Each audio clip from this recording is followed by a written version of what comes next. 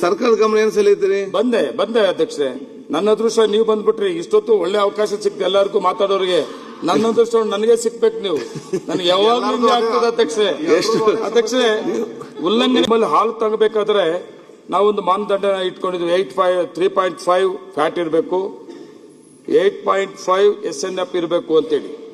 ಇಲ್ಲ ಅಂದ್ರೆ ನಾವು ಹಾಲನ್ನು ರಿಜೆಕ್ಟ್ ಮಾಡ್ತೀವಿ ಅಧ್ಯಕ್ಷೆ.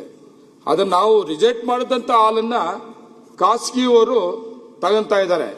ಖಾಸಗಿಯವರು ತಗೊಂಡು ಅದನ್ನ ಕಡಿಮೆ ಗುಣಮಟ್ಟದ ಹಾಲು ತಗೊಳೋದ್ರ ಜೊತೆಗೆ ಕಲಬೆರಕೆ ಹಾಲು ಖಾಸಗಿ ಡೈರಿಗಳು ಖರೀದಿ ಮಾಡೋದ್ರಿಂದ ನಮ್ಮ ಹಾಲು ಉತ್ಪಾದಕರ ಸಹಕಾರ ಸಂಘಗಳಿಗೆ ರಾಜ್ಯದ ತುಂಬಾ ಹೊಡೆತ ಬೀಳ್ತದೆ ಅಧ್ಯಕ್ಷರೇ.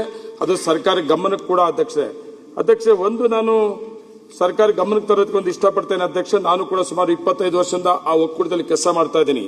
ಖಾಸಗಿ ಡೈರಿಗಳಲ್ಲಿ ಯಾವುದೇ ತರಬೇತಿ ಇಲ್ಲದೆ, ಸ್ವಚ್ಛತೆ ಇಲ್ಲದೆ, ಏಜೆಂಟ್ಗಳ ಮುಖಾಂತರ ಫ್ಯಾಟು ಇಲ್ಲ, SNF ಇಲ್ಲ, ಪರೀಕ್ಷೆ ಮಾಡೋದು ಕೂಡ ಇಲ್ಲ.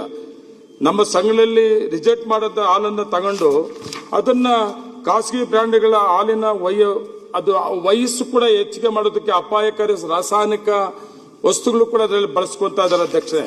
ಖಾಸಗಿ ಬ್ರ್ಯಾಂಡ್ಗಳು ಇಚ್ಛಾನುಸಾರ ಪ್ರಾದೇಶಿಕ ದರಗಳನ್ನು ನಿಗದಿಪಡಿಸ್ತಾರೆ ಅಧ್ಯಕ್ಷೆ. ಅದರಿಂದ ಸರ್ಕಾರ ಒಂದು ಕಟ್ಟುನಿಟ್ಟಿನ ಒಂದು ಕಾನೂನು ಕೂಡ ಬದಲಾವಣೆ ಮಾಡಿದ್ರೆ ಚೆನ್ನಾಗಿರ್ತದೆ.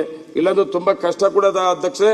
ರಾಜ್ಯದಲ್ಲಿ ಹಾಲು ಸಹಕರಣೆ ಮತ್ತು ಮಾರುಕಟ್ಟೆ ಸಂಬಂಧಿಸಿದಂತೆ ಸಹಕಾರ ಹಾಗೂ ಖಾಸಗಿ ಸಂಸ್ಥೆಗಳು ಎರಡು ಸಮನ್ವಯ, ಸ್ಪಷ್ಟ ಹಾಗೂ ಕಠಿಣ ಏಕರೂಪದ ನೀತಿಯನ್ನು ಜಾರಿ ತರಬೇಕು ಅಧ್ಯಕ್ಷೆ.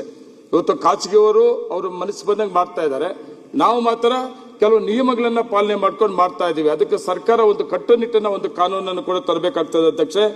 ಜಿಲ್ಲಾ ಮಟ್ಟದಲ್ಲಿ ಆಹಾರ ಸುರಕ್ಷತಾ ಇಲಾಖೆ ಮೂಲಕ ಖಾಸಗಿ ಹಾಲು ಸುರಕ್ಷಾ ಘಟಕಗಳು ಮತ್ತೆ ಡೈರಿಗಳ ಮೇಲೆ ನಿಯಂತ್ರಣ, ತಪಾಸಣೆ, ಗುಣಮಟ್ಟ ಪರಿಶೀಲನೆ ಮತ್ತು ಮೇಲ್ವಿಚಾರಣೆ ಬಲಪಡಿಸಬೇಕಾಗಿದೆ ಅಧ್ಯಕ್ಷೆ. ಜಿಲ್ಲಾ ಮಟ್ಟಗಳಲ್ಲಿ ಕೂಡ ಅಧ್ಯಕ್ಷೆ. ಸರ್ಕಾರದ ಗಮನ ಏನ್ ಸೆಳೆಯುತ್ತೀರಿ?